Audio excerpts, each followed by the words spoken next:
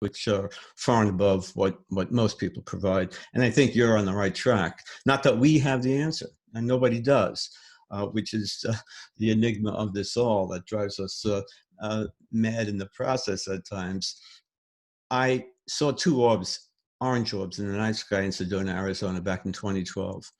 And given my lifelong interest in this phenomena, and I don't know why, but after seeing those two orbs, one emanating from the other, remaining stationary, then they wink out. Nothing special, but something highly unusual. That motivated me to write my first book, UFO Phenomenon, Should I Believe? I then had a shared death experience with a friend of mine who passed away, and I felt her suffocating. I knew she died. Well, she did die that morning. It was so real to me, that shared death experience, that led me to write my second book, Life After Death, an analysis of the evidence. And then Grant, I had a Kundalini-like experience. Wow. I'm not going to go into great detail about what facilitated it, but it was such an extraordinary spiritual, what should we say, unconditional, involuntary, dramatic, emotional, positive experience, where energy was just flowing through my body, where I felt interconnected with the universe, where I shook uncontrollably while being fully conscious and aware of what was going on, yet not capable of controlling myself. Other people in the area were also affected in varying ways. It resulted in a spiritual emergency. Many of us who have any type of extraordinary experience, which also led me to write my last book, Unseen Forces, the Integration of Science, Reality, and You, which attempts to integrate everything we're talking about. This, I don't know if I'm successful, but I had to get it out, given all of these different experiences, trying to make sense of it all, trying to provide rationale to the evidence you provide, to what history provides, anecdotal evidence, experimental evidence provides, and the results from the free organization, which I was fortunate to be a part of, and also co-authored an article which appeared in the Journal of Scientific Exploration last year, volume 32. It's accessible online. And it's a significant research article because, as you mentioned, it includes 32 individuals who firmly believe they have interacted with the UFO phenomenon and an associated intelligence. It's critical. 3,200. They claim to have had conscious recall. Again, it's a survey consisting of 600 questions, and one of the questions was, did you have conscious recall of it? And were you ever under the help of a psychiatrist for treatment of a mental disorder? Now, I'm the first one to criticize research. I've been involved in research, as you mentioned, for decades. Many people will criticize this kind of research. It's survey research. Believe me, it doesn't firmly conform to the scientific method. It's limited in many ways. I'm the first to be critical of it, but it's a major step in the right direction where ufology should go. And it gets back to your insight into trying to better understand the essence of the experience. How can we better understand the phenomenon? You've said this many times. How can we better understand it? Unless we talk to those who experience it. And there's hardly any research done in this arena. Free has done it. I commend Ray Hernandez, who facilitated this research project, Rudy Shield, Dr. Russell Scalpone, and I co-authored this article, which gets relatively little attention in ufology because, as you also indicated earlier, it is largely a nuts and bolts, firmly established, this is the way it is, phenomenon. We're going to get a piece of metal, we're going to dissect it, it's going to have some kind of a complex interaction of chemicals that doesn't exist here, and we're going to learn something about it and back engineer, you know the whole story. Yeah. That's piece of it. It is physical, but go back to, everybody forgets what Hynek said, Vallée said. I hate to be so redundant, we all know this. It's a physical and a non-physical phenomenon. Free's research confirms it, confirms what Hynek said. I think that is significant. And yeah, a good proportion of the 3,200 people may be off their rocker, dissociation, schizophrenia, who knows? But all you need is one. And I am certain there's the large majority of these individuals, 3,200 individuals, and there's more than that, did have a real experience. They interacted with something. What they experienced, I don't know. But it was something extraordinary, so extraordinary that it changed them. It transformed them behaviorally. Their philosophical and personal values would change, largely for the positive. And the more times they interacted with this phenomenon in unique ways, which often included a non-human intelligence, an entity of some type,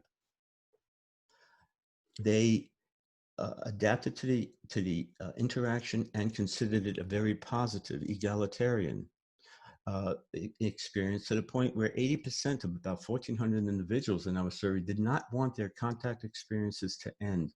Okay, 80% of 1,400 individuals did not want their contact experience to end. What does that mean? You know, they adapt over time. They dig it. The first few times, yeah, how can it not rock your world? Your coffee is going to be very different the next morning. Spiritual emergency.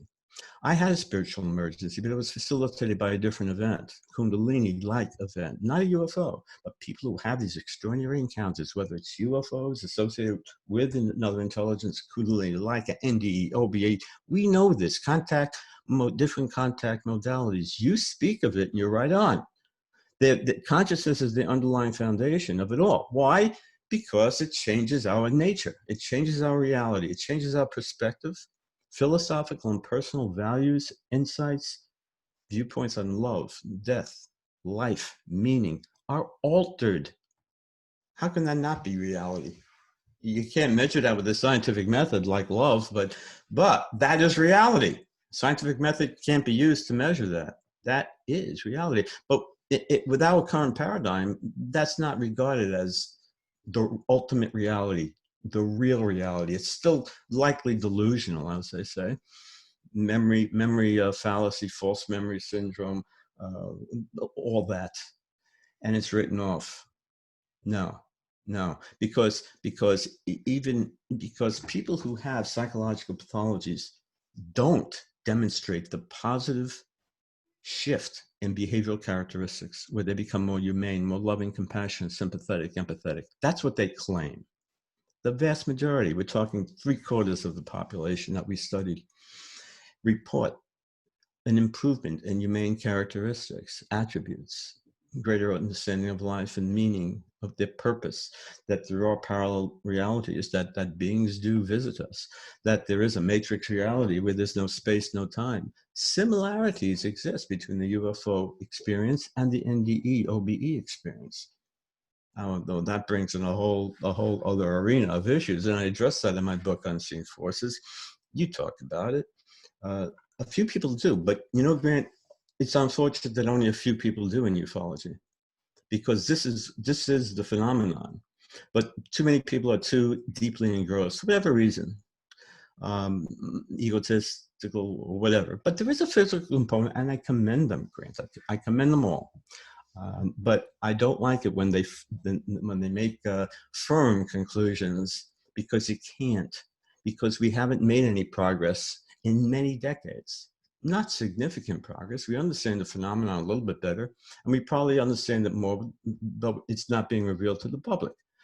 So we speculate who has the knowledge and what that knowledge may be, and how it might be used, and what's the objective behind it. But you know what? I feel that some people are players. Some people are given insight. I don't know why. Some people have maybe unique, innate characteristics. Maybe they're more sensitive. Some aspect of personality has been suggested that makes them more prone to experience the paranormal, which the UFO phenomenon is part of. It's paranormal. It's physical, non-physical, but you know what's most significant about our study, Grant? Approximately 75% of the 3,200 people said the phenomenon is non-physical. But there's a good portion, however, that says, yeah, I was physically taken into another location. I was examined on a table. Oh, the sexual encounters, the sperm, the hybrid, the XYZ. We know the details, but it's limited in nature. But it happens, at least that's what they report, but to a much lesser extent that has been dramatized, reported by Hopkins. And I always forget his name, but you know what I'm talking about, the NDE people. Yeah. They always dramatize it as a purely physical thing via hypnotic recall, which you can't rely on totally for accuracy of what happened. It has its value, but not in this arena, as far as I'm concerned. Nevertheless, these individuals are transformed. And when you have this kind of experience, you're very different, obviously, and have a spiritual emergency. I had a spiritual emergency. I was very different for months afterwards. People where I worked couldn't understand my behavior. What am I going to tell them? Thousands, if not millions of people throughout time have tried to hide this information for fear of obvious ridicule, for fear that they're going psychotic, for fear that they'll be termed psychotic. That's the last thing you want to hear when you're hyper anxious, but yet you feel interconnected with nature and reality. The essence of who you are is being challenged. Your ego is being dissolved to some extent. Many people have a unitive experience, that interconnectedness, the feeling of love and profound joy that we always hear with the NDEs. It also exists with the UFOs to some extent. You're right, Grant. It is interrelated. Consciousness is a factor. People are transformed behaviorally. How can consciousness not be a major internal inherent component of the UAP? Of course it is. Hynek was right. And you know, through the years, we continue to try to figure out what's going on. We analyze the data retrospectively, as if there's some smoking gun there. Who said what to who, why, what does it mean? You know something, it's entertaining, it's fun, I like it. I listen to some of it. Most of it is BS, but you know, shows like yours and a few select others are worthy of consideration. But Dolan, Moulton Howe, of course, I hate to name, I'm leaving names out, but a small select group, you know, it's big business and it's cool. Entertainment galore. I love it. Yeah, and you know, I can say so now because I'm retired. Let's see some other scientists, you know, trying to get tenure at a university, come out of the closet and talk to Grant Cameron about their feelings of the UFO phenomenon. Listen, man, this is the most significant phenomenon that is occurring to humans, yet it is largely ignored by science. It is largely ignored by the society in general, although many people, more than we suspect, do have a keen interest in the phenomenon. What, 30, 40, 50% or so believe in the paranormal. ESP is real, by the way. There's no doubt about it. And I'm not going to get into it. It's a subtle effect. We see it experimentally. We see it anecdotally in varying ways. That says a lot. Can you find it in the brain? Not definitively, granted. I know you've done a lot of homework in this arena. Maybe you know, you can't make a firm conclusion. We can go through the literature. Some find something going on with increased neural connectivity in some areas. Others don't. But the methodology used is not appropriate. It doesn't duplicate truly what ESP is all about. So the method doesn't exactly simulate real world. So you may not be getting the right answers that they find at times, not always. It may not even be in the brain, you know, it may not. Maybe around the earth, who knows? But this phenomenon is so, what did Hynek say? We can't forget this. The phenomenon is so foreign to our terrestrial mode of thought that, you know, let's not forget that. Well, what was that, Grant? 74, it was a subcommittee at the UN. People forget this. It was amazing what was going on back then, and people forget this, you know, and we're saying it decades later. J. Allen Hynek, I'd love to sit down with you and congratulate you. You're right. The free results confirm that. Why ufology doesn't emphasize and talk about that on their shows as an aspect of progress being made in this field? because we're looking at the experiencer. We're looking at consciousness, personality, sociologists, psychologists, physicists, biologists, by all means, but the soft sciences, experts in consciousness, for instance, should be highly involved in these populations. Now, look, free is, you know this, Grant, free is now morphing. Free no longer exists. And I had left free after the publication, but after some hiatus to write the book Unseen Forces, Ray evolved free into a new committee, the Consciousness and Contact Research Institute, which is comprised of a variety of scholars from different disciplines, like Dr. Long, the NDE researcher, Gary Schwartz, the psychologist, consciousness expert, researcher, Stephen Schwartz, I can go on and on. Rudy Shields from Free, Mary Rodwell, Dr. Russell Scapone, a good friend of mine, a psychologist who was critical in the development of the article with me, and has taken a leading role in this regard. So why?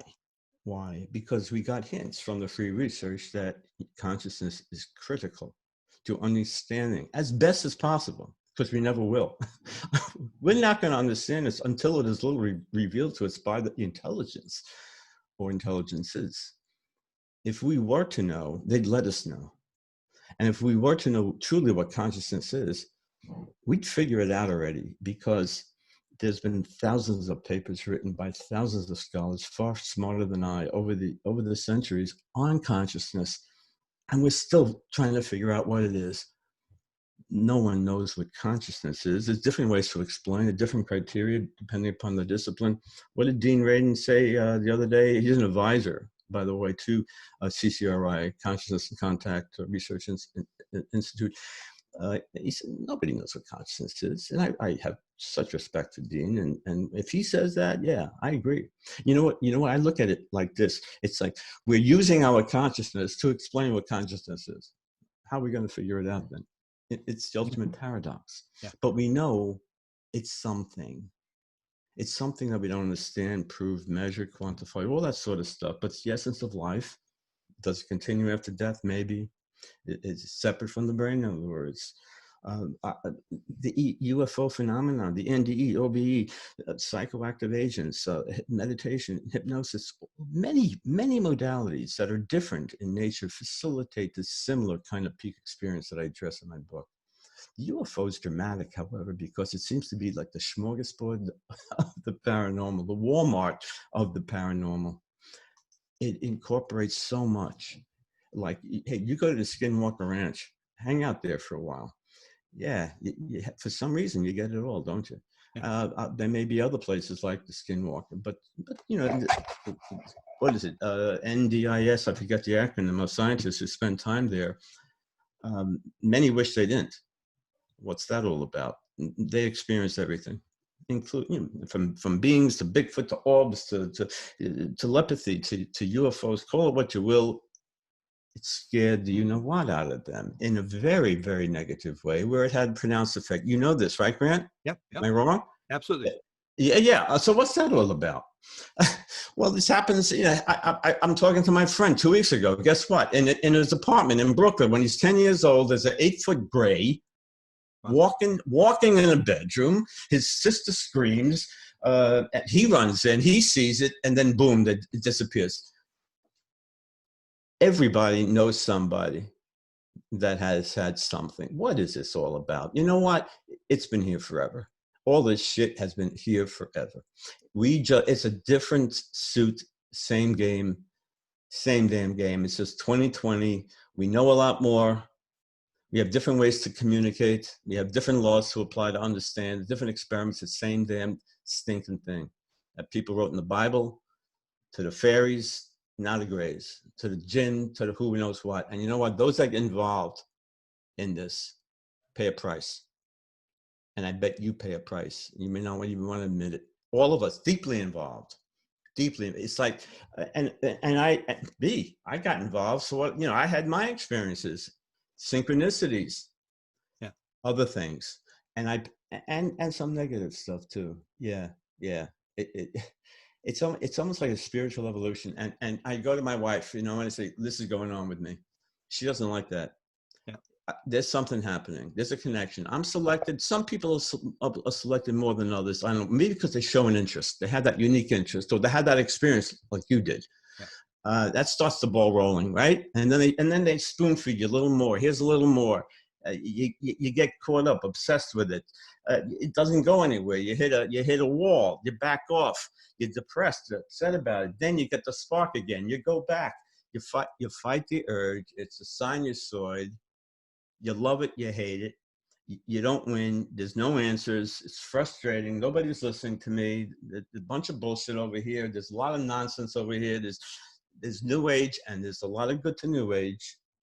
There's a lot of good there, a lot of nonsense, and that's the problem with the public. They don't know who and what to listen to, who and what to believe. Dissent from the nonsense. We know that's like CBD. Nobody knows what the heck's going on with CBD, THC. It's the cart before the horse. Well, that's maybe a bad analogy. Look, Straussman and Mack. Rick Straussman, the guy that did the DMT research back in the early 2000s, and of course John Mack, the noted psychiatrist, alien abduction phenomenon researcher. Great respect for him, as well as Straussman. They met once, and listen to this video, a video clip of Straussman talking about the time where they compared their research notes. I would love to be part of that, wouldn't you, Grant? Yeah. Guess what? Same damn thing. Yeah. Yeah. I just talked to a girl. I talked to a girl the other night who had told me about her ayahuasca experience. I said, tell me about it. She says she's there, and then she says, suddenly I'm inside a ship. And I go, really? It's like the same thing. It's like just unbelievable. It's like almost like reading from a cue card. And so you got to say, well, I mean, these people in ayahuasca, is the mother ayahuasca abducting people, or you see that? But I would say, maybe you can confirm with me. I mean, still, when you look at it, you get the sense that you're on the leading edge. You're in the big game, the big Super Bowl. You may not be winning. You don't know what's really going on, but you sort of feel sorry for people on the outside when you listen to their conversations. They're talking about people who, what people are doing and arguing and complaining about stuff, and you realize, like, wow, I mean, we are in a very, especially if you've had the experience like you and I have had, where you feel honored, like 500 years from now, when everybody figures this thing out, they're going to think, oh, these people lived at the time of Jesus or the signing of the Constitution or something. They were so lucky. And so I always get that sense, even though it can be rough, that I wouldn't give it up for anything. When you see the experiences that you have, that you just know you're on the leading edge of something very important. Yeah, that's what drives me forward, after I take a break. And I feel it is so critical, and I want to talk about it, and yet you try to talk about it, and guess what? You're the first person I talked to, and since I spoke to Ray Hernandez a month ago, can we do this more often? Where's everybody? Unless they don't admit it, but where are they? Or am I misguided? And I question this all the time, as many of us do. In my what? Why am I so interested? What's the big whoop? People saying, I say to myself, so what? UFOs are real. Okay, they're here. There's another intelligence interacting with us. This is spiritual evolution. They're playing games. Some are little kids goofing off. Some are showing us good things. Some are negative. All of this. It's happening. Accept it. Accept it. We don't see them. They emerge. It's likely not the green men from Mars. Is that how you say it? It's likely not that. It could be. Yeah. It seems to be multiple entities involved here. That's what my book is about. But are people seeing a different world, or seeing this world differently? And that's the essence of the issue at hand. And I think that's what we're trying to get at with the free research. It's fine to say, yeah, most of the beings that are seen are grays, but human looking too. It's up there. And then you got your reptilians and all that. And we break down the features of what's seen. Maybe what's seen is in the mind of the beholder. Yeah. Maybe it's not really a gray, a fairy, a Bigfoot. It's what we expect, what's appropriate for the time and place. We see these things in the movies, so it's not the Hindenburg dirigible or the single wing plane in World War II. It's something more advanced, technological. Yeah, the media driven. maybe there's a lot to that cultural thing than you think. The mind is a funny thing. Yeah. Memory especially. We embellish it. It's not accurate. And some of that is problematic here as well, because we rely on the memory of individuals to recall these incidents that blow them away Yeah. mentally. And that's what Vallet's been saying for like 40 years. I mean, this Huh? idea that the mind, that it's sort of replays from the fairies and stuff. Because what I've started to ask experiencers now is the question, did you ever ask the alien if it was an alien? And a number of them have, and the alien says, no, not really. Or they'll say, we come in and we project whatever you want us to be. And you start getting that when you start asking these questions, and then you start to realize that it's this whole idea, like people say it's anecdotal. To me, you can't believe these free people because it's all anecdotal. And I said, well, it's all anecdotal. You believe you're a skeptic. You believe the world is round. It's all belief when you come right down to it. Yeah, hey, let them criticize. It's great. It's great. It's fine. You can't buy it for whatever reason. Don't. Go ahead and find the answer elsewhere. But let me tell you, there's something there. Yeah. It's up to you to figure it out. There's no answers in that article in our research. We're getting the ball rolling. We're trying to tell science, hey, wake up, man. This is important. I don't care if you're going for tenure or you're sensitive about your status in the community. UFOs are real, man. That stigma is so unfortunate, and it's strong here in America, not South America, and but it varies, of course, culturally. Look, I had the Kundalini experience in some Eastern societies. I'd be revered as a shaman or as a god. Here they want to down you with double down Prozacs on you or something like that. But the American Psychological Association, giving them credit, they do acknowledge these kinds of mystical experiences because of the impact that it has on the individual. And so they do say that some of these behaviors, beliefs, transitions in behaviors that are dramatic, interconnectedness, everything, ineffable experiences, all the things that William James talked about, what we're talking about, peak experiences, they acknowledge it. And they're saying it's not a disorder in those cultures. Isn't that interesting? Yeah. It's not a disorder here in India, but if you live in Chicago, we're putting you away, right? Yeah. What does that say? Come on. It's not a disorder in the vast majority of cases. It results in a temporary bout of anxiety. Who am I? What the hell happened to me? Hell yeah, I need to talk to somebody. I never went to talk to somebody, so I'm acting like a crazy man, and people can't understand me. And that subsided. I mean, I'm talking like this, maybe the crazy man now too. But that subsided. It integrated. In the long run, Grant, it was for the best, and that's what these people are saying. And that's what we need: longitudinal studies to analyze what are the long-term consequences of not only those that have the UAP experience, but the NDE and the OBE. We're talking about something that is real, because it does exist in the mind of the person, but it also interferes with the quality of life of all those around that person, and is largely ignored. Yet a major problem within society, much more so than what the professional community would like us to believe. Nevertheless. How did your view of like, you came out of neuroscience, how did things change for you in terms of what you believed before when you were teaching students and stuff, and when you had your experiences? Is there any major sort of shifts where you said like, wow, did I get that wrong? Or they're going down the wrong road here, or they're missing this? Grant, I largely thought it was physical. Got caught up in the Roswell, Phoenix Lights. Yeah.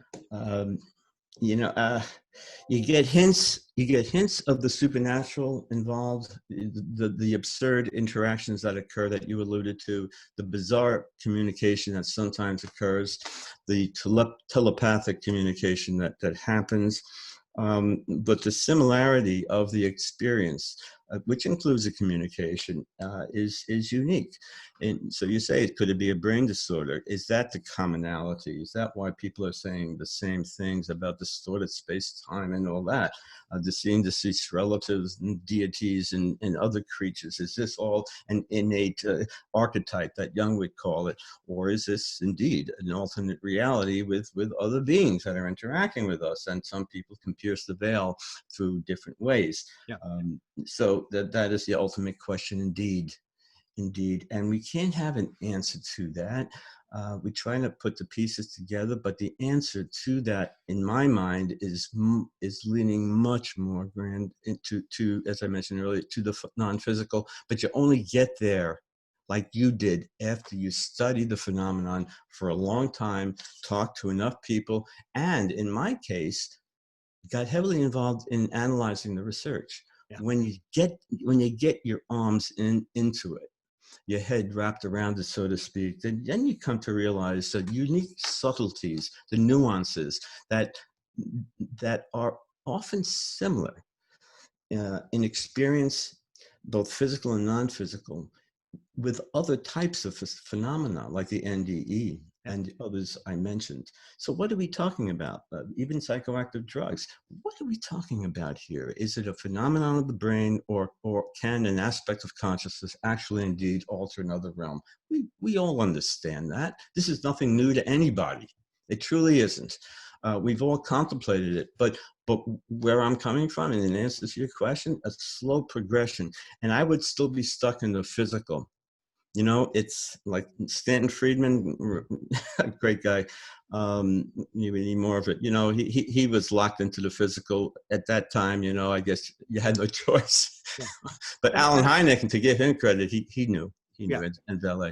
I think a lot of people are into the sort of the technology, because America's into toys and cell phones, and everybody's looking for the technology. Even you get, I don't know if you know the story about Tom DeLonge when he talks to the head scientist at Lockheed, and the guy said, I just want to know how it works. How do they get here? And Tom at one point says, oh, I think consciousness is involved. And he said, then the guy, this head scientist says, now you're talking. And he couldn't shut up for 45 minutes. That's all he wanted to talk about was consciousness. So it may be the cover-up. I'm starting to think the cover-up may be they know, but they don't know. They know the aspect that this is something that's more than physical, but they have, just like you and I, they haven't got the foggiest notion of how to unravel it. And where are you going to go with it? I mean, if you're going to come out and say, well, there's this consciousness thing, it's not really physical, and we're going to admit this, they're sitting there in the background, and I really don't think they know, because I think you and I have come to the conclusion that this is like 1 million times more complex than people think it is. And it's not a simple aliens flying around in tin cans. And when you realize that, and you realize almost like, I think Bigelow even said the same thing. We haven't even got a sniff of what this thing, and here's a guy who spent tens of millions of dollars, brought in the top scientists and advisors from around the world. And he basically, I think he just sort of gave up, because he said, there's nothing we can do with it except now.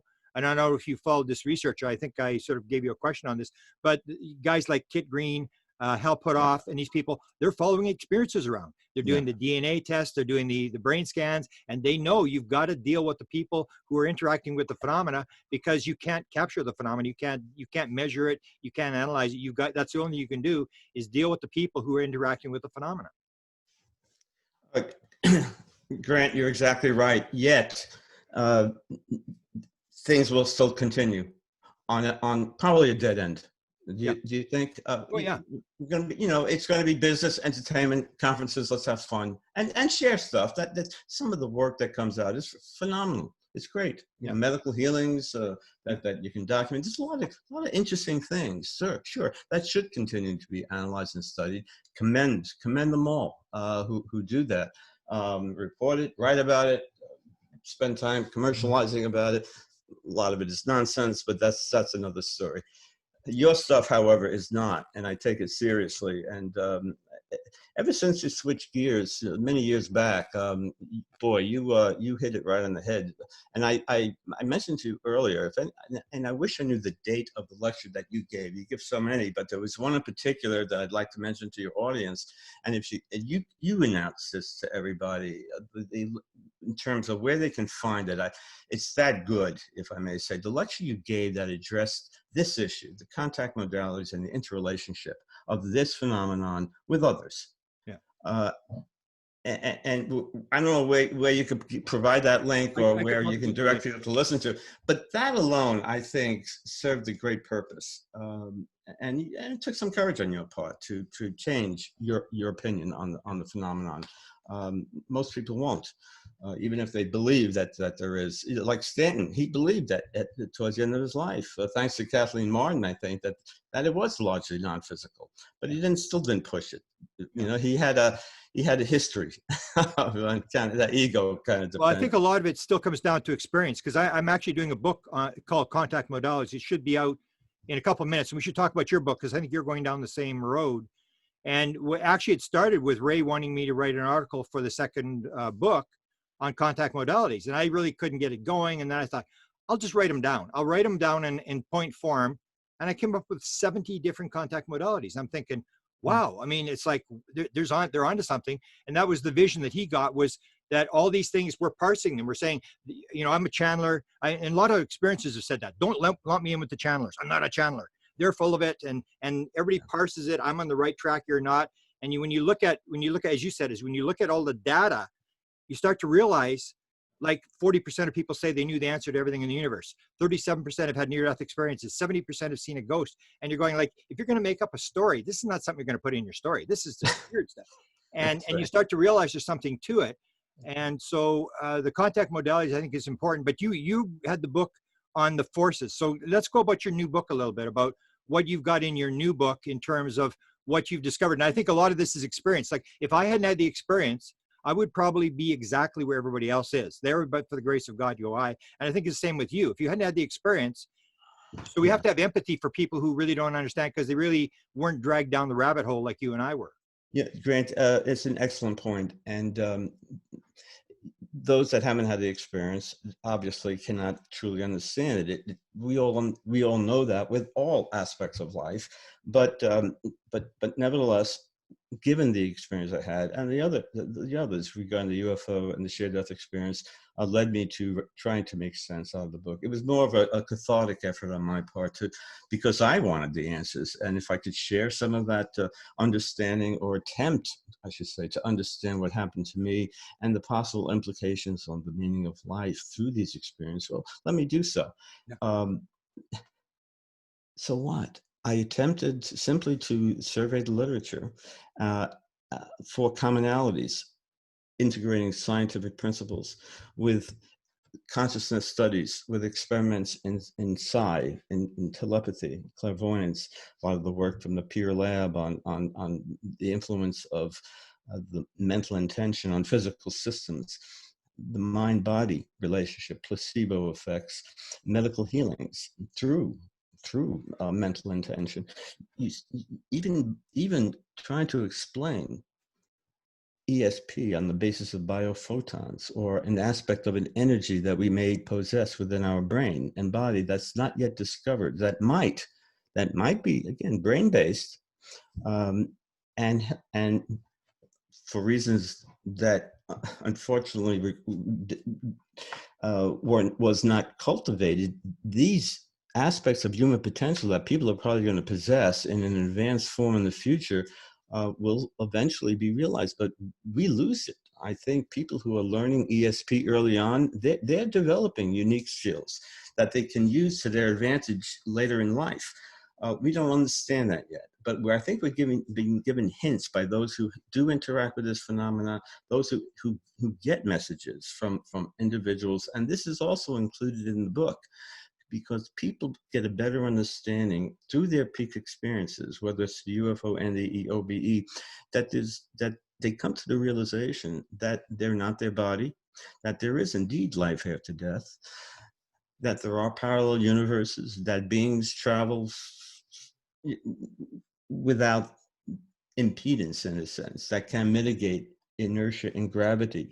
Of course, they defy laws of 3D physics, but our brain, it evolved in this 3D world. So the brain is great at trying to interpret, analyze the physical world.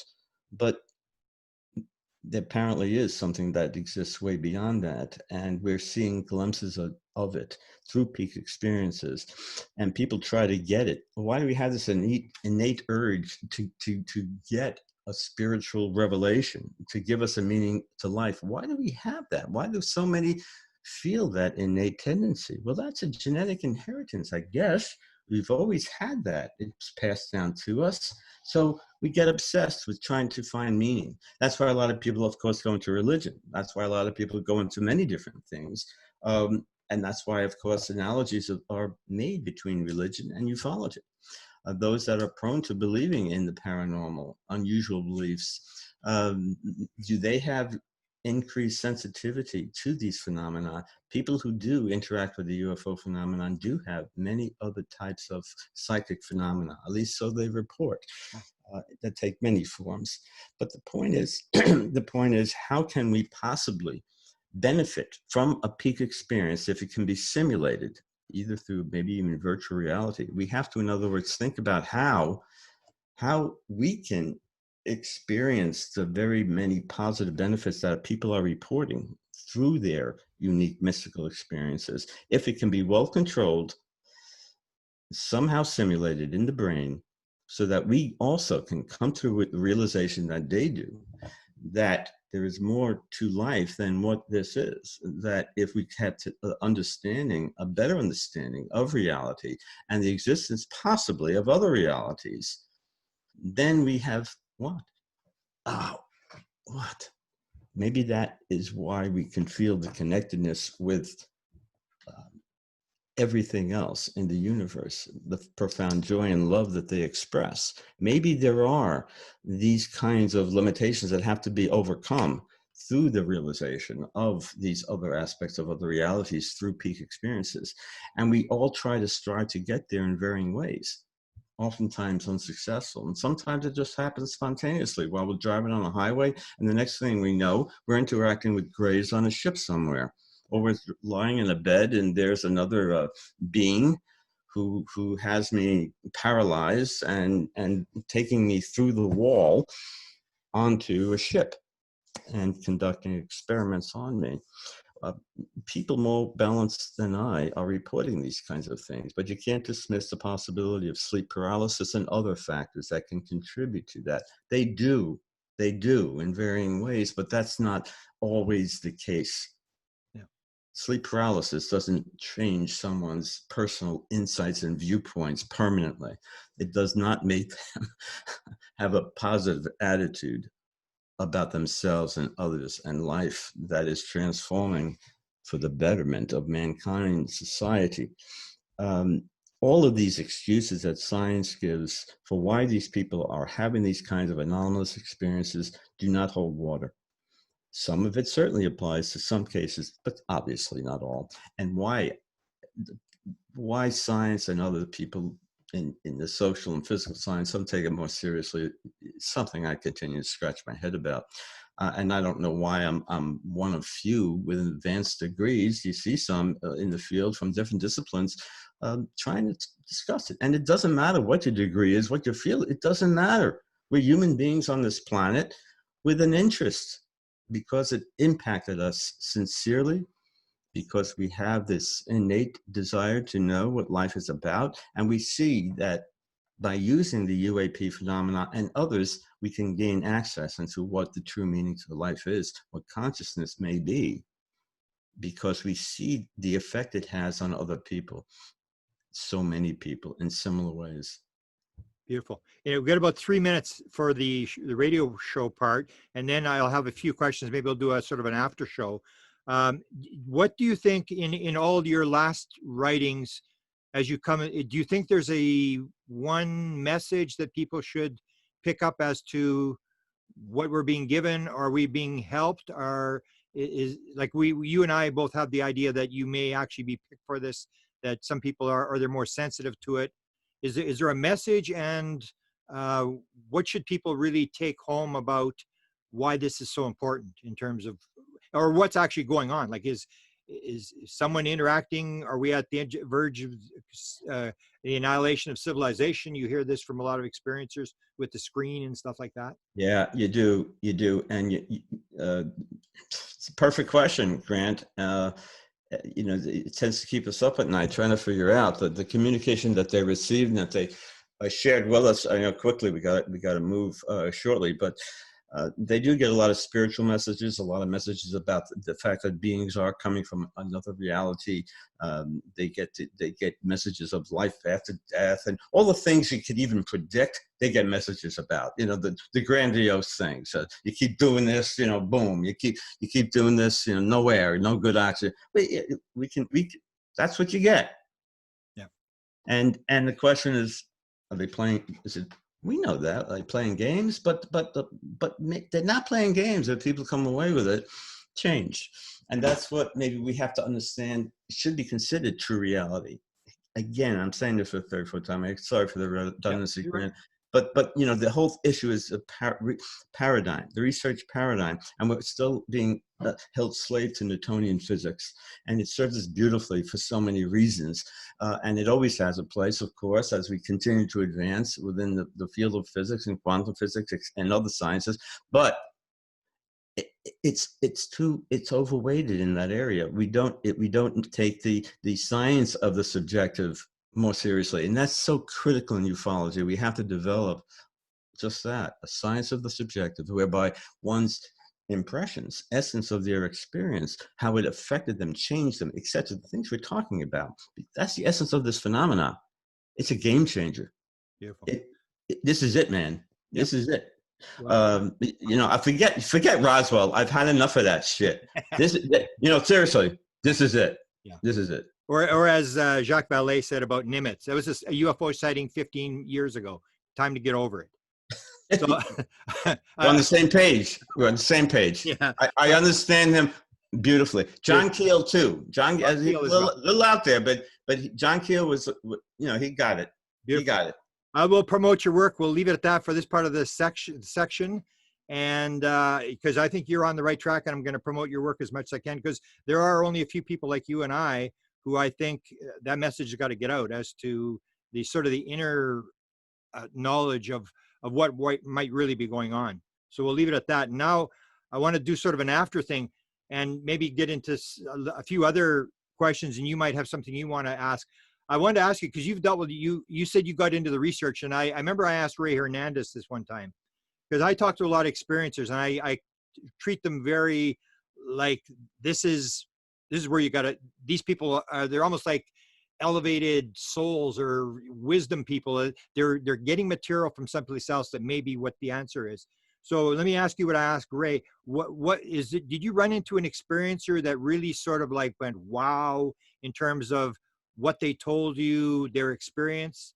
I know Ray mentioned this Alberto guy that he had, but is there some experience that really sort of set you where you just sort of, wow? Yeah, I never met them personally, Grant. They were always, a binary result on a spreadsheet. Okay. Unfortunately. Yeah. Unfortunately, because follow-up research, however, needs to do just that. Get these people, sit down and talk. But then there's the resources. It comes down to that same problem because nobody's paying attention. You can't do it. And then you got to run the standardized tests to rule in, rule out psychopathology. If you want to do the scientific method and do it right, it's going to cost you in terms of resources, time, and effort. Yeah.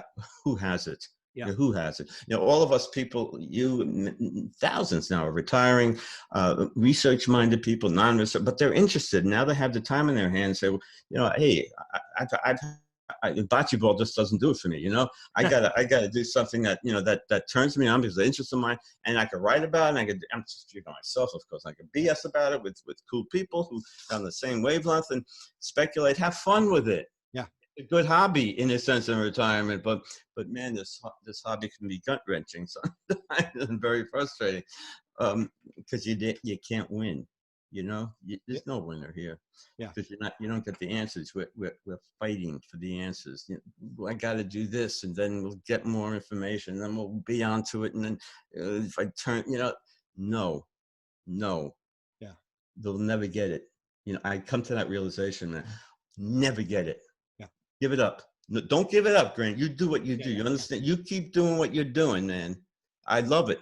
Yeah. Honestly, and I'm not the only one that says that. Yeah. this guy, I said enough about you. Just do what you're doing. And how you do it, I don't know, but you do it, keep it up. And Ray, people like Ray, there's a select few that are leading the charge in the right direction. And man, you know, we need to go. Well, anyway, keep going, Grant. You had more questions, I believe. Yeah, it's almost like you have a situation where the thing that sort of amazes me sometimes is how they can, you know, the government may spend piles of money on psychological warfare and stuff, how to sort of convince the other side of, and how they can sort of drag you into this thing where you just can't let go of it. I mean, I can see where the government would be working on this, because whatever they do in terms of letting you see a sighting or have an experience, you just can't let it go. And it's almost like you have people around you. I think you have the same situation as Ray and myself, where there aren't many people around you in your daily life who really take it that seriously. So you don't have anybody to talk to. It's almost like that keeps you grounded, and yet you can't let it go. It's like it's an obsession. And I can see the government would try to get a hold of something like that, where it's not like they're trying to convince you of anything, but they get you involved and get you interested in, and whether you're getting the answer or not, it's sort of like playing a giant chess game where it's exciting but frustrating at the same time. Yeah, and it's so true. And I had an interesting talk with Tom DeLong, with Ray, in fact.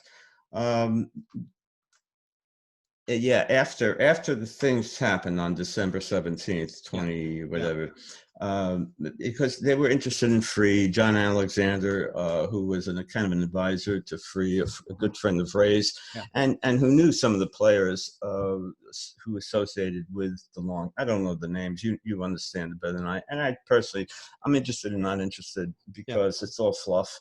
It's meaningless. Yeah. You know, it's a sideshow. It's kind of interesting, and you know. You're right. Exactly. Yeah, you know what I mean. Yeah. Tom DeLong, you know, he not a bright guy. Yeah, his poster used to be on my son's bedroom wall. You know, and here I am. Yeah, I'm seriously. You know, he was he was what, the Rolling Stones to us back. You know what I mean? And it was like my son said, "Tom DeLong, what the hell you doing with Tom DeLong?" Well, it's hard to explain that one. Very, very, you know, Grant, probably one of the best highlights of me being involved with this thing was to talk to him, Tom DeLong, tell my son about. You know, you can't get a good lead, a good understanding really where Tom's coming from. I think he's done some good things, you know, but he's like the liaison between the government and how they want to use Tom to portray the phenomenon to us and manipulate us. You know what I mean? You're right. And then make bucks in the process. It's a nice money-making operation. I wish I got involved with it, you know. I'm only kidding, but you want a free A-tip T-shirt, you know? Come on. This is why ufology, of course, is considered.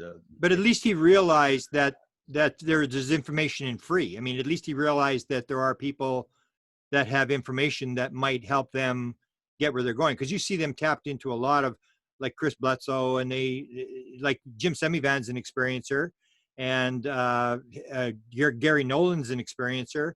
So you get these guys who have their own sort of little rabbit hole they're down, and they're trying to move it. So, you know, they're trying to, and that's where I said that I had to go, was to talk to the people who are interacting with the intelligence.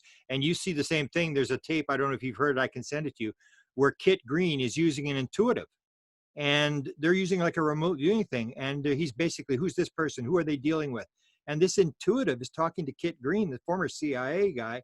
And they're basically really down a rabbit hole in terms of trying to figure this out. And you think it's like nuts and bolts. And you see some of these guys are really on the leading edge, but they're dealing with experiencers. They know that you've got to talk to the people who are actually interacting with the phenomena and getting messages and stuff. What are they telling you, and this sort of thing. So, but I'm glad you guys didn't give up the data, in terms of, because that's pretty, you guys have all the data. It's just, there's no money to actually do anything with the data. I mean, Ray, you know, works his 24 hours a day working on it, but it's, well, we have the data, but it's out there in the public. I mean, I would suspect certainly that some key individuals in the government who are into this unacknowledged access program, whatever you want to call it, have read that article. The results are there. Yeah. Obviously summarized, but sufficient, I think, in quality and content to provide whoever is interested. And I think they would be very interested, the players that, whoever they may be, some of the names you mentioned, among others, what people are saying about their interaction with the phenomenon. That's why they're going to Chris Bledsoe and a few key select others. John Alexander knows this, and he was the liaison between DeLong and, I forget the name, and Free, trying to get something going, Semivan. And he too, he's on the same page as us. I respect John Alexander's perspective on things. Not everything, certainly, but some things. Well, he understood the consciousness thing. I mean, he basically, he gets it. He I sees don't it. know if you've seen, John said in his book, I mean, it's all about consciousness, and you should solve the problem of what happens at death. If you solve that problem, you solve them all, because it's all going to be linked into that.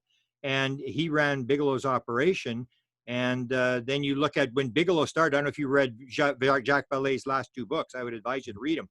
He basically describes exactly what's going on. And when they started NDEs in 1995, Bigelow stood up and said, we're going to investigate UFOs and survival of death. And the one guy stood up, scientist, I guess he was insulted, and said, what, we're going to sell what? Why don't we just do ESP and Sasquatch? And because Bigelow had his son die, and he knew that this was a key component to try to solve, that these two things were connected, the same as Whitley Strieber talks about the fact that his wife comes, you know how they wrote the book Communion, and then they got 200,000 letters, and his wife comes out of the room and she says, Whitley, whatever we're dealing with here has something to do with death. And this is based on all these 200,000 letters that she had read.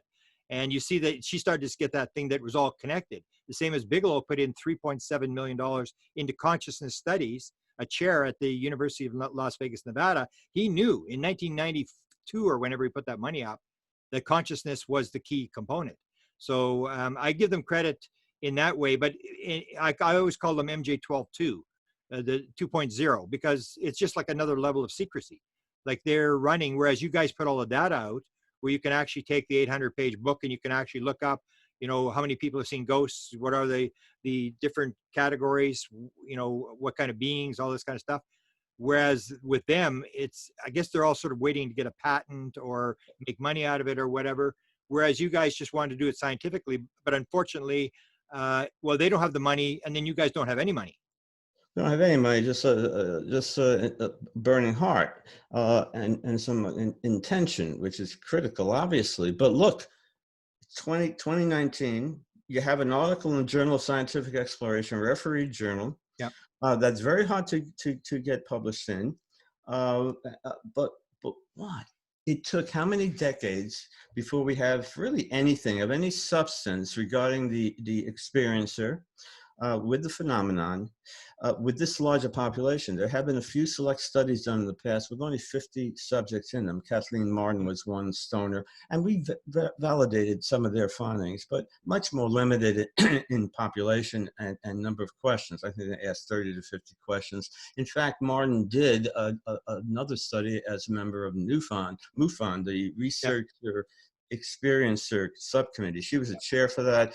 And although the research was not published, the research findings in about 300 subjects, I believe, were comparable to ours in terms of the major parameters, the types of beings seen, the messages given, the types of psychic phenomena they experienced before and after the ESP, distortions of space-time. Same stuff. If you look at the phenomenon, you're going to get the same answers. The question is, how do we better, what questions should we now ask, based given this foundation? Where do we go now? Do we analyze the memory of these individuals and rely on its accuracy to extract more information that they may have that they cannot express verbally? Is there something in their unconscious that somehow can be revealed that they simply can't recall? And how do we get it? And how do we ensure that it's accurate? We don't have that technique yet, unfortunately. We can't encode neurologic information into a language, even if there is a representation there. So where do we go from here? The problem is this, Grant. Every time we talk about ESP and the phenomenon, psi and UFOs, NDEs, all this, the same few select names come up all the time. Where's the many others from all universities? This should be a separate discipline. maybe not a major, but a minor, because there are so many facets of human potential, function, performance, the essence of reality, so that covers ground in psychology, biology, social, all the disciplines. There's contributions to each that if these people in academia would focus their attention on, they would dramatically better understand aspects of memory formulation, aspects of pathopsychology in terms of those who have this kind of interaction. They would learn a great deal about spiritual emergency and how better to treat it, and to recognize how many people are actually experiencing it, because they are interacting with not only, again, the UFO phenomenon, but many other psychic phenomena for which they're not going to tell all of their friends and family members the next day. So the psychological community, and it is growing, the word is getting around. There are people that are counselors in this arena because they too are experiencers and understand it very well, and understand how underserved they are. But you know something? A few weeks ago, I had a wonderful conversation with Reverend Michael J. Carter, and you know Michael. Yeah. It, Wonderful guy. I would strongly recommend that your listenership look him up and listen to some of his interviews. A very bright individual. He's an experiencer, and he's on the same page, and he's right. He's right. If you want to find anybody who's right, other than you, as far as I'm concerned, you know, everybody has their own opinion, but nevertheless, Reverend Michael J. Carter, I'm not saying he's right in every aspect, of course, but he's certainly on the right path, on the right track. Not Roswell, Phoenix Lights. That's cool. I dig it. I'm trying not cool, but enough. No answers are there. There's no answers there, guys. Give it up. Yeah. Retrospective analysis. Give it up. It's fun. There are hints. We learn from it. Enough's enough, man. Yeah. I know I mean it, and nothing's going to change overnight. I just got to get this out, Grant. Yeah. And you know. Yeah.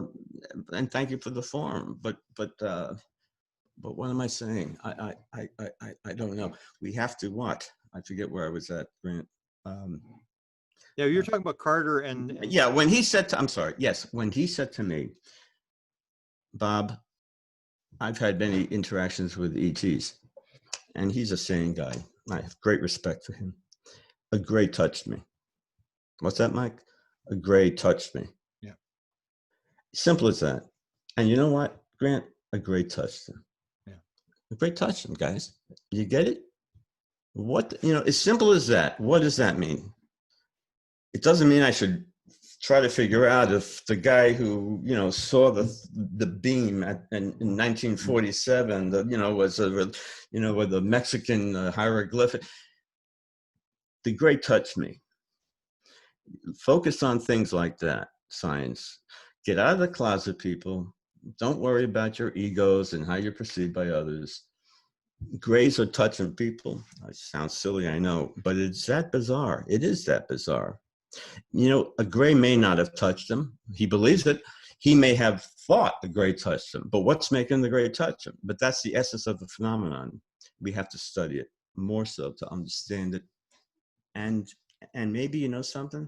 Maybe I need to read the Bible to understand it more. Yeah. Maybe I need to read the Bible. Are there any other moves that you've gotten, whether probably off the record, but people that have joined you where they've come in from academia, almost like with the To the Stars, they claim they have this group of academics who are 50 or more, behind the scenes, don't want to be identified, but are working on the programs. Does Free have anything like that going? No, and Free, by the way, is not existent anymore. Yeah, your new group. Yeah, it morphed into that Conscious and Contact Research Institute. Yeah. Free was never a heavy-duty research institute. We're talking about a few people here. Not to put it down. But you picked up Radin, didn't you? Dr. Rudy Shield. Well, Radin was an advisor. He wasn't involved in the research. The people who did the research, like Brent Raines, Barbara Mango, people on the ground, Rosemary Ellen Gotti, who passed away recently, a dear friend of mine, Brent Raines, who needs more recognition from ufology. He gets it. and he knows just about more than anybody. Brent Rains, Alternate Perceptions. If people are not aware of Brent Rains and Alternate Perceptions, a magazine that he puts out monthly online, read it. He was a member of Free and a big John Keel fan. He wrote a book recently on John Keel. He gets it. Dr. Russell Scalpone, a psychologist, there are a few people that that I've worked with, but no, now that I'm in the CCRI, there's other scholars in different arenas, but in other areas of psychic phenomenon, like the NDE, OBE, Stephen Schwartz and Gary Schwartz, and people of that nature. So where we go from here, I'm not quite sure. It's not a heavy duty scientific operation. It's fragmented, it's loosely oriented. We don't have the resources of the numerous scientists that are part of that group. And I've read some of the titles of the research they're doing, and it does touch upon mental functioning. It does get into psychic phenomena. Looking at just the titles of their work, but I know there's stuff going on behind the scenes, but I just don't know what the contributions are, nor do I know if they're interacting with people who are experiencing the phenomenon. It'd be nice to know. And if they are producing results, where is it in scientific journals, and why aren't they sharing it with us? That's another story. Well, what's your next project? What are you going to work on now? You're going to take Well, a I'm little part of rest? the CCRI, Conscious and Contact Research Initiative. So I may work with Dr. Long on research in NDEs. He has a large database on thousands of individuals who have had an NDE. So we're going to explore that. And again, look for commonalities between that and other phenomena, but also expand on that and expand on the data that we developed from Free with the UAP phenomenon, and try to just get a better holistic understanding of how these are interrelated phenomenon.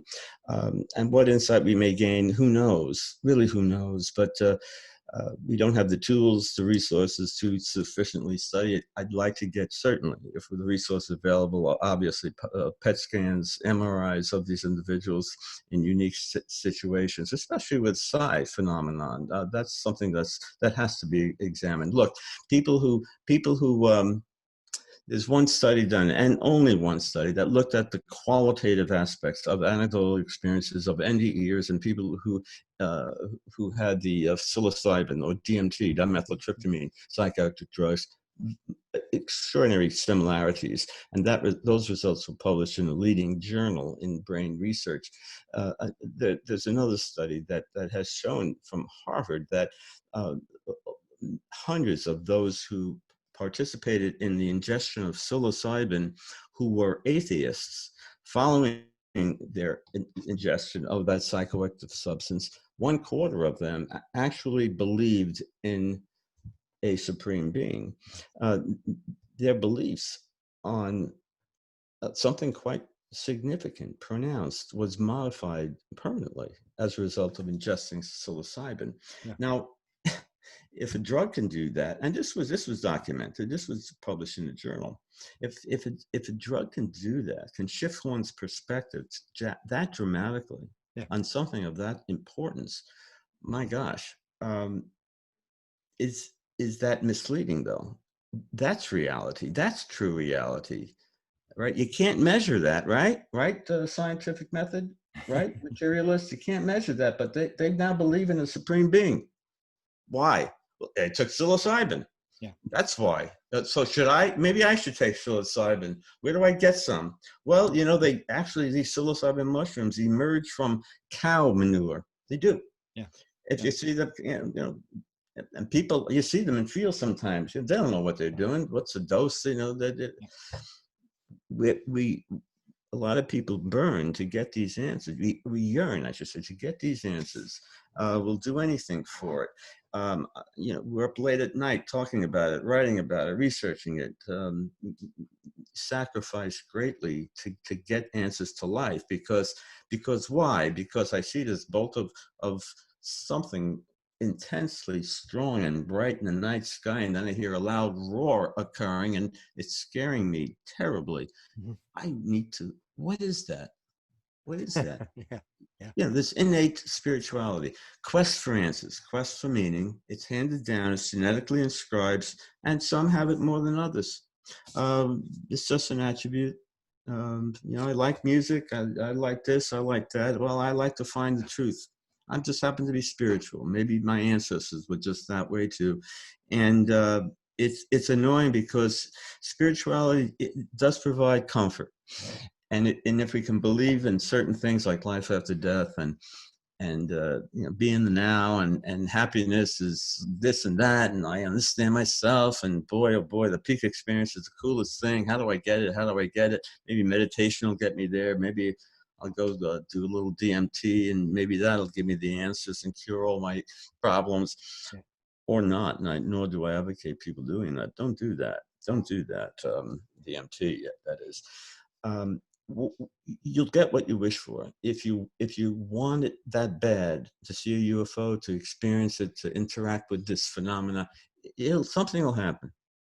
But Yeah. it takes time. And I think whatever that intelligence is, they know you. I've never said this before, but this is where my head's at now, and it can be totally wrong. But this is where my head's at. They know you, and they're only gonna interact with you if they know you can handle it, I think. Yeah. Reasonably well. I don't think they want to blow your mind completely and turn you into vegetable, because honestly, if I saw a gray at the foot of my bed, besides losing it in bed, I think I'd lose my mind. But it's hard to know how you'd react under those circumstances. However, now that I've had these experiences, I have greater sensitivity, understanding of these possibilities. If I was a hardcore non-believer, it would be more of a dramatic impact, I think, on my ability to confront it for what it is. And maybe because we can't confront it, it's not shown to us. For those who are unable to see it, they're not shown it. Um, I don't think they too know how to play it all the time, because they do it absurdly.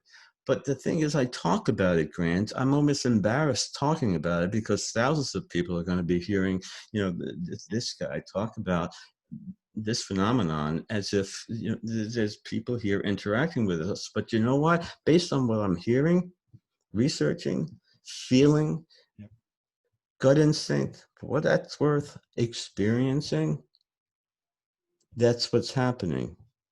Some people, some people are under this, and some people know it. Some people directly Yeah. experience it daily. Oh, maybe not that often, but often enough. But it shows us truth in some ways. It shows us that telepathy is possible, because people get these downloads. Yeah, yeah. It's not only their own psychotic voice talking. In some cases, indeed, it happens. But yeah, many scientists, and we know this, say that wasn't my idea. Einstein said it, and Yeah. he comes up with the unified field theory. The guy that developed the periodic tables, Yeah. chemist, I forget his name. That wasn't my idea. I just had dreams and I wrote it down. You talked about this Yeah. every hour. I wake, have my clock turn on. I wake up and I have that thought there, you know, and I write it down, and it, you know, makes sense. Yeah. Discovered periodic table. Newton, Tesla. We go on and on, Yeah. Yeah. on and on. You know, so what are we talking about here? We're talking. I don't know what we're talking about, but we're talking about why aren't more people doing something about it, and especially people who may be more capable of doing something in terms of advancing our understanding of it through experimentation, through communication with those that are involved. Why does it take me, a lawyer, in Ray Hernandez, Rudy Shield, you know, a physicist from Harvard University, Russ Scalpone, a psychologist. Okay, we have a decent living, but big deal. Why does it take us, Ray, a lawyer, you know, why to come out with this article, and a few key people who contributed magnificently, like Brent Rains Yeah. and Mango, like who I mentioned. It wasn't just us, but we did. We made it happen in terms of getting it out there in the literature. Where is everybody? You know, are we nuts? Are we the ones crazy writing articles about contact with intelligences? So people claim, are we studying those who are so-called have a psychological pathology. Are we studying an abnormal population? Maybe we should be submitting it to the Journal of Abnormal Psychology or schizophrenia and autism. Yeah. I don't think so. Some people may think that. What are we studying here? Well, I wish we did have a way to utilize a standardized test battery to rule out those that are psychologically compromised, because there, again, a proportion of those in the 3,200 in the free sample probably are. But as I mentioned earlier, certainly not all. And here again, the critical component for those who may want to criticize that research, and it's fine to do so. It should be criticized. There's a lot of holes in it, but there's a lot of good, valuable information in there too. Don't ignore the valuable. Because it does exist and must be built upon. I forgot my thought. I do give you guys credit that you did. I mean, you consider a couple of people put all that data together, did all the investigation. I mean, and I've been at for since 75. So I can say categorically that it's not even the same world it was in 75. Like, because it happens so slowly, everybody thinks nothing's really happening. But I can think back even 10 years ago. I mean, I would have thought I always make the joke. I mean, before 2012, I couldn't have spelled consciousness, and I couldn't have cared less. And so I made the move. Colin Andrews made the move. Then Ray came on board, and you see it starting to, people use the word, even like some researchers who use the word, they don't know what they're talking about, but they know consciousness is like a catchword now. You got to use it. And I think we've made some progress, but maybe it's not intended to be, we're never intended to find out the answer. It's all about an experience, what we get out of learning the experience and stuff. But I give you guys credit. You did move the ball quite a ways down the field in terms of getting the issue out there. And maybe it's the way it should be that we're going to get this opposition, because I know in 75, nobody was even talking about abduction or aliens or a Roswell or anything. There's no crop circles. It was just a couple of sightings. And people don't realize that it's almost like we're being led down a sort of like people are turning the pages of a book. Because there was no ground traces. There aren't any ground traces. There are no cattle mutilations anymore. No matter what anybody says, they don't happen anymore. It's like the phenomena is leading us down a path. And I think yours was a key thing, and especially the coincidence of what happened with Ray and I, with him coming into it, and then Chris Bledsoe's involvement at the same time. And you see these synchronicities, which are really bizarre, where it's almost like you realize that maybe that oneness message, 54% of experiencers claimed they were talking about oneness and love. And that's the thing that I come across, is when you see the synchronicities and you see everything unfolding, it's almost like it's intended. It's going to be another couple of years, but they would probably blow everybody out of the water if they suddenly landed and said, here we are. They're doing it very slowly for a reason, maybe. Yeah, and they are doing it slowly for a reason. And Edgar Mitchell was very unique in the sense that he got it, and maybe it took a trip to the moon to, I think, get it. Yeah. He had that epiphany, that observer effect, as many astronauts refer to it as, a phenomenon of the mind, in a sense, that has been documented in the literature. And many astronauts are well aware of that effect. Those viewing the Earth from above is an ineffable experience that does have some life-altering potential to those astronauts, to the individuals who may be more susceptible than others to it. But Edgar, as many of us know, did some ESP experiments, which were turned out positive. And he just, for some reason, felt something quite unique, enough so that it altered his life, as we're all aware of, and led to the creation of the Institute for Noetic Sciences and the establishment of free. For people who want to criticize free, that's all well and good, but keep things in perspective, that this is Dr. Edgar Mitchell, an extraordinary human being who's to be more than respected for his enormous contributions.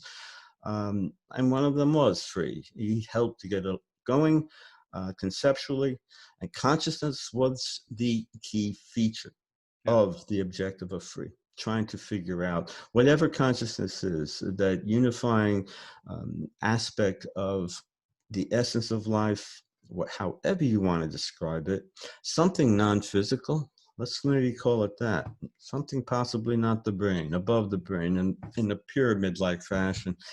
And he knew there was something unique to that, that was interrelated with many phenomena. He knew this all existed, and there's more than just Edgar Mitchell's, but he had the nerve, the intention.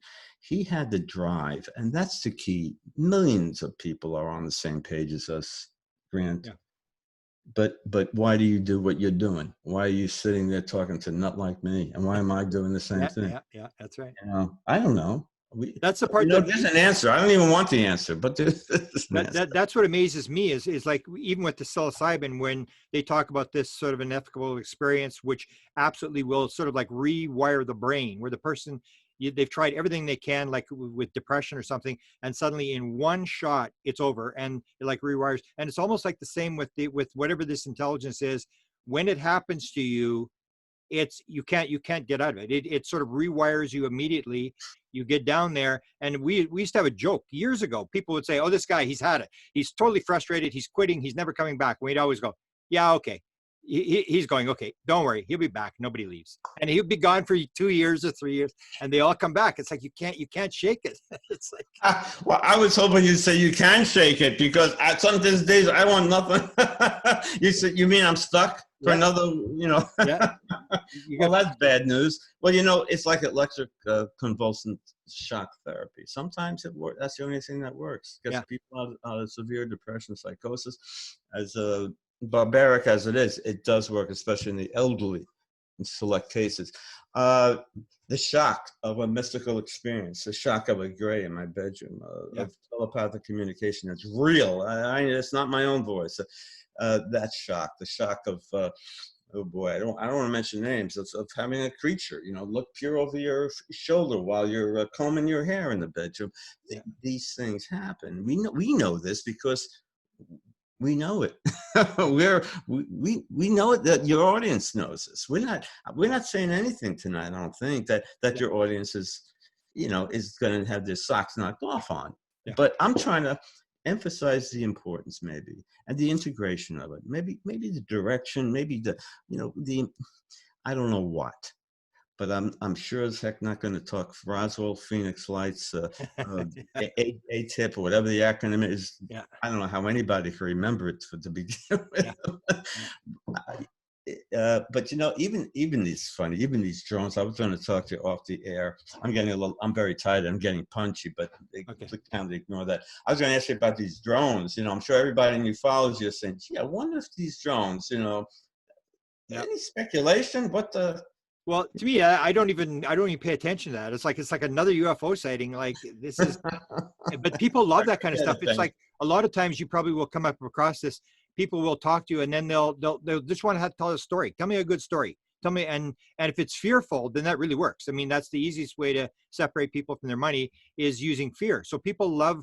It's like, I can go give and you probably have the same thing. You'll go give a consciousness lecture. I remember I did the one at Consciousness Life Expo. There was about 35 people. And then they gave me a free ticket for one of these guys that goes to another planet or whatever. And, he's working with the aliens and stuff like that.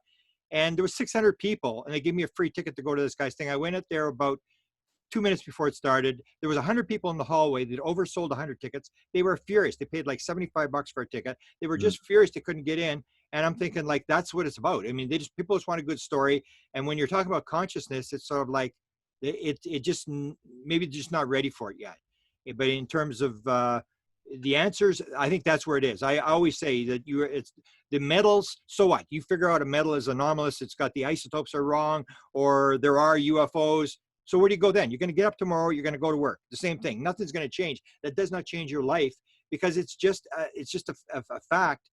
The people that are having the experiences that you and I are studying, that tells you what reality is. And you and I spend our whole life now trying to figure out, is there life after death? Why are we here? What's really going on? What is the basis of reality? Most people don't until somebody says you got 3 months to live, and then they go, holy shit, what am I going to do? And then they figure it out, Right. Or they have the deceased relatives at the foot of the bed. They finally get it. And the portal opens up. Yeah. And the hospice workers say it happens all the time. Yeah. I mean, just look at this. The evidence is all over the place. Yeah. So why don't we just, but we for some reason, it's not an issue. It just exists here and here, and people know it, and you have those shows on TV, and we all know there's a lot of weird stuff happening, but it doesn't, I guess it doesn't pay the bills. It doesn't, it's not, you know, it may be a little bit entertaining, but for me, I mean, I'm proud to be on the road with you, because to me, I always tell people, I say, if you realize what's going on, you got to realize you are in the Super Bowl of all stories. You may be the quarterback, you may be the water boy, but at least you're in the damn stadium. I mean, most people are living lives of quiet desperation. They have no idea what's going on. They're just paying the bills. They just go from day to day, and they have no idea what's going on or why they're here. They don't even care about it. And I'll worry about that when the time comes. Otherwise, I'm going to ignore it. Who's playing football tonight and stuff like that, or you know, like you live your life through a football team or a hockey team or whatever, or you know, through movie stars and stuff like that. And so I feel honored to talk to people like you and to people who understand. And to me, I can't get enough of it, even though it is frustrating when, you know, you're sort of running up against roadblocks. But to me, this is what life is all about, is we came here for a reason. And I think you and I came here to try to figure out what this is and to share the knowledge. And I appreciate you doing it with me and with everybody else, even though it may not appear now. And I'm sure Tesla and all these guys were not recognized in their lifetime either. They died, like Tesla died totally broke. I mean, and so we got to, you know, lay the bricks for the future generations and do the best we can. That's all we can really do. Beautifully said, Grant. I resonate with that. And you know something, your audience resonates with that too. They feel that. And they can't figure out, like I can't figure out, yeah, why isn't it elevated to a level of priority and importance as we deem it to be? Yeah. Maybe we go a little overboard sometimes in terms of time and effort spent trying to figure it all, but maybe not, because this is so critical. It doesn't, I know life goes on. I know we have to deal with that, but nevertheless, how can anybody ignore an aspect of the supernatural or the paranormal that is likely more normal than we think, Yeah. and its impact on people?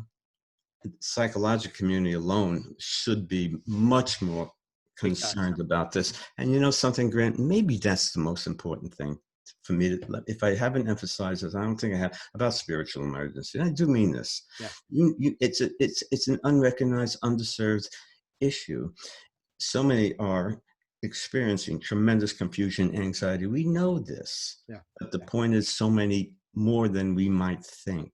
The phenomenon is that high in incidence. So of course, so many people are going to have spiritual emergencies. For those of you in the audience who may be, contact someone who provides unique, specific type of therapy for those who are having spiritual emergencies. I wish I can give you some more better information, but look for that, please. The proper therapist in that arena. Don't go to a psychiatrist who is not familiar with spiritual emergency. Because you don't want to be told you have an anxiety disorder. It's going to make matters worse. And I'm sorry to kind of deviate here, but it is critical. And many who are having these kinds of emergencies listen to shows like Grant's. Read the book. Is it Spiritual Emergency by Stanislav Grof? Exceptional book. Right. I wish I had found that book a lot sooner than I did. Very reassuring. Yeah. But you have limited resources out there, unfortunately, and maybe forget everything I said prior, and keep one thing in mind. Forever may be listening, for which it might apply, the psychological community, get your act together with those who are having spiritual emergencies. They're having it for a real reason, and the vast majority are not having a delusion, dissociation, whatever you may want to call it. Some are. Some have temporal epilepsy. Some have sleep paralysis. We know things that can make us a little insane. We get it. Yeah, right. I know. I'm walking and I'm dreaming at the same time. I understand. That doesn't mean I'm going up to a ship and lying on the table and having a hybrid given to me. We know. But man, stop coming up with some bullshit excuses. These things don't account for the essence of the experience. If you could only understand the intricacies of what these people are going through, you would come to realize it's not an excess of endorphins that are being released. You know, depersonalization. No. Study this. Psychologists Please help these people out. They do need recognition for their problems and proper attention and therapy. Maybe I do too, but I get it out by writing, and I know you do too. Yeah. You express it beautifully, verbally and in writing. Where you get the energy, I truly don't know.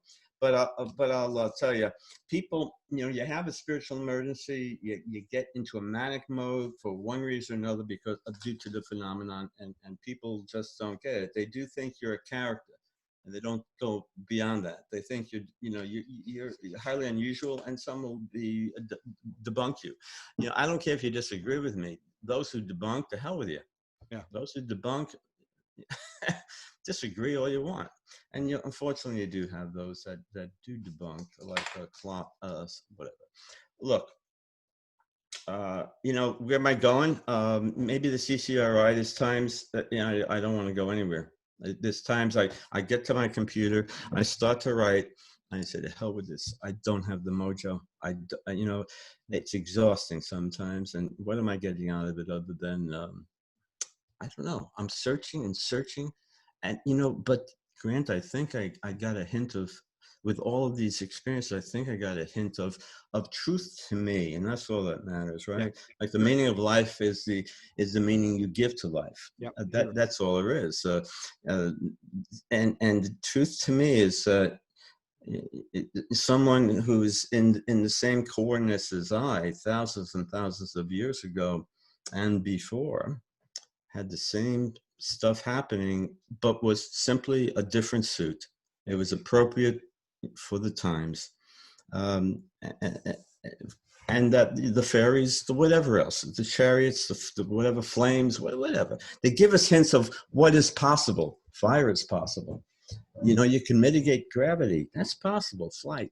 Oh, telepathy is possible. It's, go there. Look at it. Here's another little spoon-fed piece of advice. And maybe that's the best thing. We realize what can be through some of these experiences. And we come to the realization, as these experiences do, that there's a lot more to life than they realize. And by coming to the realization that they hold true, that they're not their body, and that they continue forever, in a sense, and we're all interconnected, that's it for them. That's it for them. That's like the meaning to life, is to find the truth, whatever you consider the truth to be. Exactly. So many of them regard that as the ultimate truth. The question is why? The only way, the answer to be is that they experience it. Is that a brain pathology? Is that a psychopathology? If it is, let's go. Give me it. Exactly. I'm the first one to say, shoot me up. Give me the pill. It's not pathologic, no. It's a tough road getting there. Yeah. Yeah, we know. Beautiful. Okay, we'll leave it at that. And I appreciate your time. I'm going to promote your stuff, and let's move down the road and do what we can and have another chat whenever we can. Thank you. Thank you, Grant. Thank you, Bob. I appreciate that. I appreciate it. Thanks for your time. Thank you.